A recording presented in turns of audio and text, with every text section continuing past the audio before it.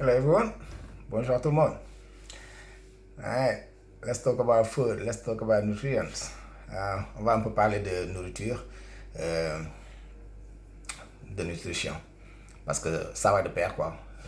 L'exercice, les entraînements et la nourriture, ça va de pair. Donc il faut savoir exactement que la nourriture est une grande partie de ce feel good factor. Donc the nutrients is a big part of your feel good factor, big part of your health and well-being. Yeah, that's it, health and well-being. So we're gonna talk about, we can't cover everything, but we just try to just hit some bullet points for today, and we might come back to it.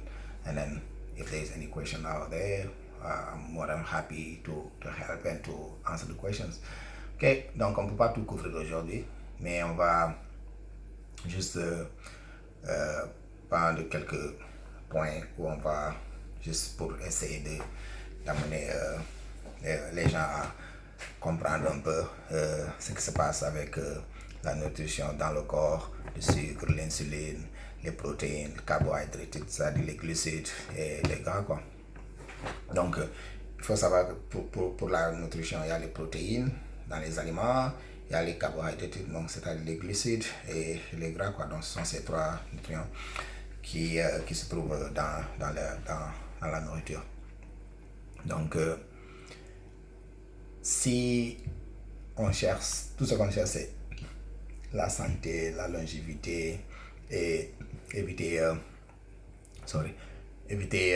peut-être certaines maladies, surtout quand on prend de l'âge, on passe la quarantaine, souvent il y a ces maladies qui tendent à nous joindre, donc tout ce qui est de diabète, et, comment dirais-je, hypertension, hypotension, donc taux élevé de cholestérol, tout ça. Donc il faut juste amener quelques changements dans la vie de tous les jours. C'est plus facile que d'être sous un régime, parce que le régime c'est très difficile. Il faut être strict avec le régime, mais quand tu incorpores quelque chose dans ta vie de tous les jours et ça devient un mode de vie, donc c'est plus facile.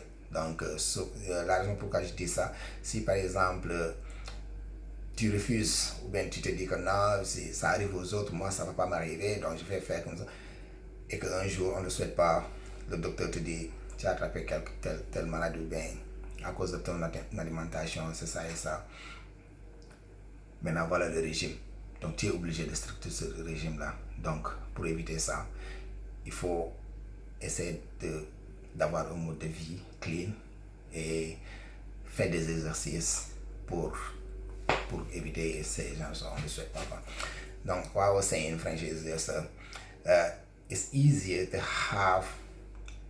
to incorporate clean eating, exercise into lifestyle rather than having to go on a diet, because diet is very hard. We all know diet is very hard. Sometimes you got temptations, you got cravings, so if you're on a diet, it has to be strict. So that's why I don't like it. That's the thing I don't like a diet. So just make it a lifestyle, and then we on our way. Okay, donc what I always say to people, fat don't make you fat. The food industry try to make us believe we have to eat less fat. The thing is, the good fat is just good for your body. The good fat, the omega-3, the omega-6, the fat from avocados, olive oils, all that, they're all good fat. The junk food fat, stay away from it, right? Those fat, they're not good for anybody, okay? Donc tout ce qui est le bon gras, c'est-à-dire le gras qu'on trouve dans les avocats, les graines, comme par exemple les amandes, Brazil nuts, je sais pas comment on dit ça en français. Donc tout ça c'est dans les œufs, l'huile d'avocat, donc tout ça c'est des bons fats quoi, de la bonne graisse. Donc ça ça ne te rend pas. Maintenant, l'industrie de l'alimentation, l'alimentaire veut nous faire croire qu'il faut manger moins de fat, moins de gras. Parce que, comme par exemple, si tu vas dans les supermarchés, tu prends quelque chose quand on dit, ok, moins de pourcentage de gras et plus pourcentage de gras. Il faut prendre ce qui a le plus pourcentage de gras parce que ça a moins de sucre. Parce que c'est le sucre qui va affecter son insuline plus que le gras.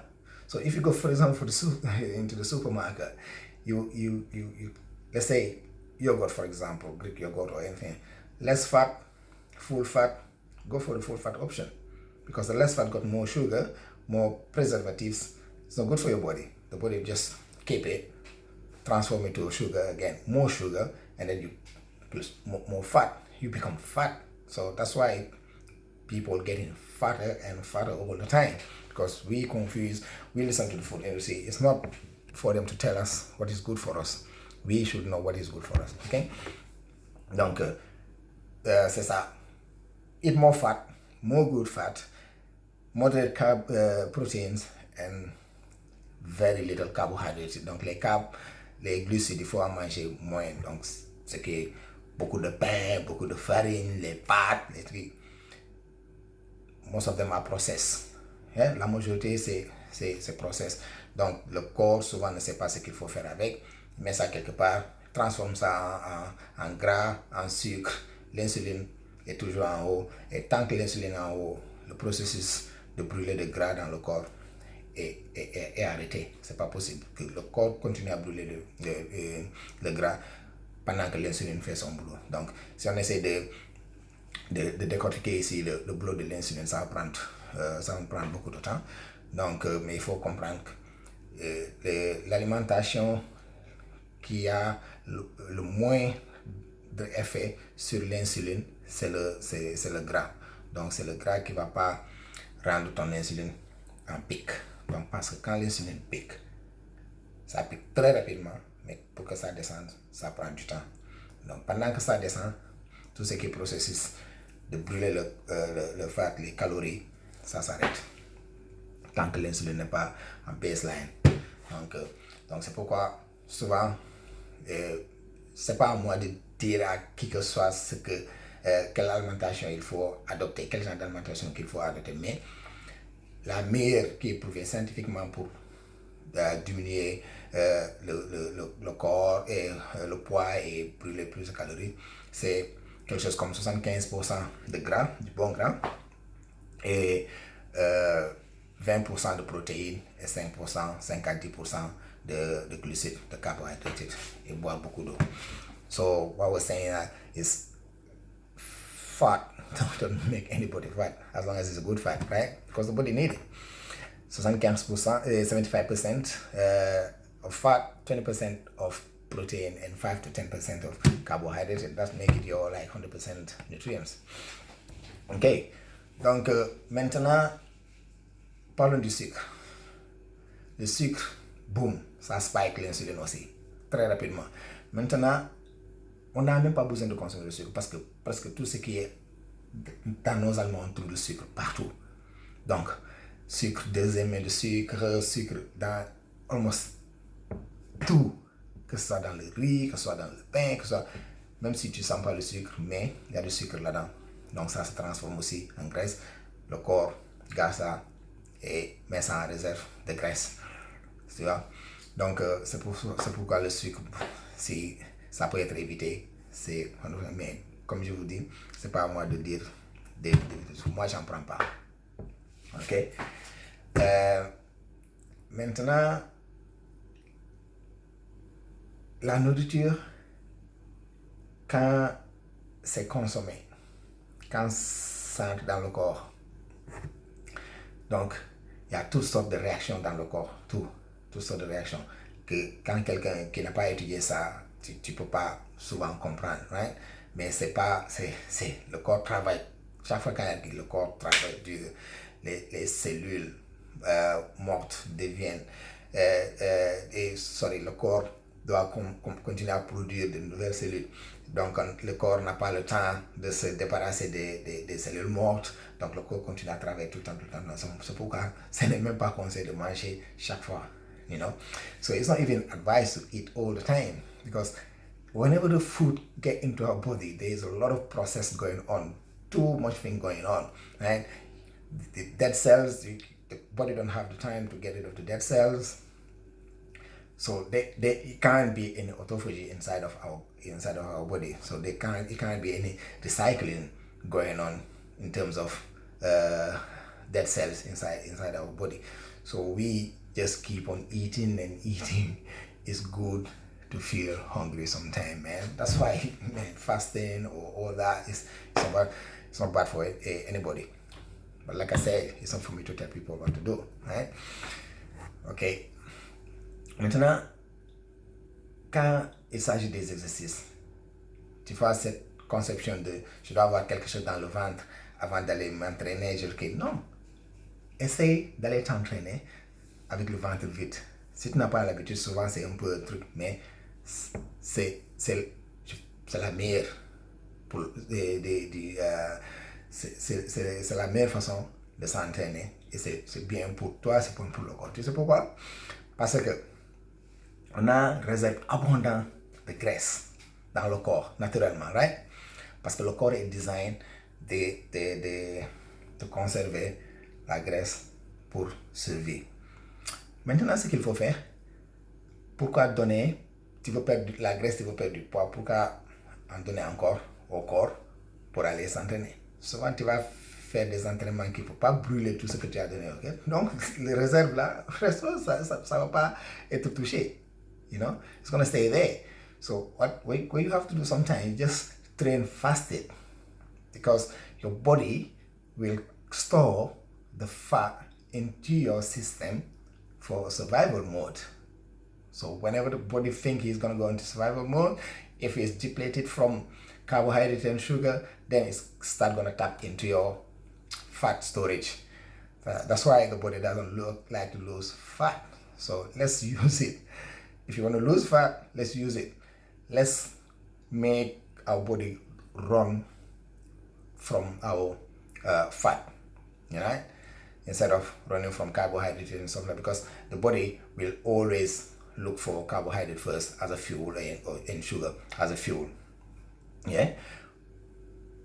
But if he's depleted to that, he needs to be run to any kind of fuel. So he's gonna go tap into the fat storage and use it as fuel. Man, I feel better when I'm using my fat and as a fuel when I'm training or when I'm doing my day-to-day stuff. Right? Less carbohydrated, no sugar at all, and do my fasted exercises and stuff like that. Donc, il faut comprendre que le corps, quand il a besoin de carburant pour rouler, la première des choses qu'il va chercher, c'est les glucides, le sucre dans le corps, pour utiliser ça comme carburant, parce que c'est plus facile pour le corps. Le corps va travailler dur, le plus de calories pour atteindre le fat, le gras dans ton corps, pour utiliser ça comme carburant. Tu vois? Donc quand le corps utilise ça comme carburant, il va brûler naturellement tu vas brûler plus de gras, tu vas perdre du poids, mais tu vas perdre ça, tu vas perdre le bon poids. C'est pas le poids que, ok, c'est de quelqu'un qui est malade par exemple, non, ça c'est le poids, la graisse dont le corps n'a pas besoin. Donc utilisons cette méthode, ce genre de méthode pour brûler plus de gras, des choses comme ça. Maintenant, pour ceux qui ne s'entraînent pas, il faut faire quelques genres d'exercices. Tu vois, dans mes autres vidéos, je vous ai montré comment, même si tu n'es pas membre d'un gym, tu n'as pas besoin, tu peux faire ça dans ton salon. Les exercices que je fais souvent à la gym, c'est pour montrer aux gens, tu as besoin de juste quelques espaces pour faire certains entraînements, tu vois. Donc, what I'm saying, guys, let's move more, let's use our bit of time we got during the day, 20 minutes, 30 minutes, just follow my videos. You only need a bit of space, that's all you need, a little bit of space, and then do your things, you know. No excuses, guys. Let's train, let's move about, you know. Et le dernier point dont je vais mentionner, c'est quand on s'entraîne, il ne faut pas tomber dans la routine. Parce que le corps aime la routine, le corps s'adapte. Donc, si tu fais chaque jour les mêmes choses, chaque jour, tu t'entraînes la même heure, les mêmes choses, le corps s'adapte, il n'y a plus d'effet, tu vois. No, let's not fall into routine. Let's change. Let's mix and blend. Let's do different stuff. Train different time. You know, today you're doing this. Tomorrow you do something else. If you're lifting weight today, tomorrow a bit of cardio. Go do some run outdoors when the weather is nice. You know, if you used to train in the evenings only, try to do it in the morning sometime. If you try in the morning all the time, try to mix it in the afternoon or at night. In the evening. Let's not fall into routine or adaptation, because the body loves that. The body will just adapt to something. You just keep it there, man.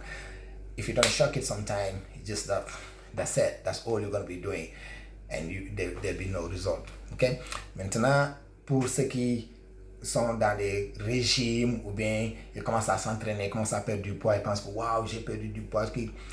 Mais souvent, ce qu'ils remarquent, le poids revient le plus rapidement possible dès que tu baisses les bras un peu en matière de ton régime. C'est pourquoi je dis le régime, c'est très difficile. Il faut faire ça en mode de vie, tu vois. Mode de vie, s'entraîner, manger ce qu'il faut manger, boire beaucoup d'eau, laisser les boissons gazeuses, le sucre. Ça.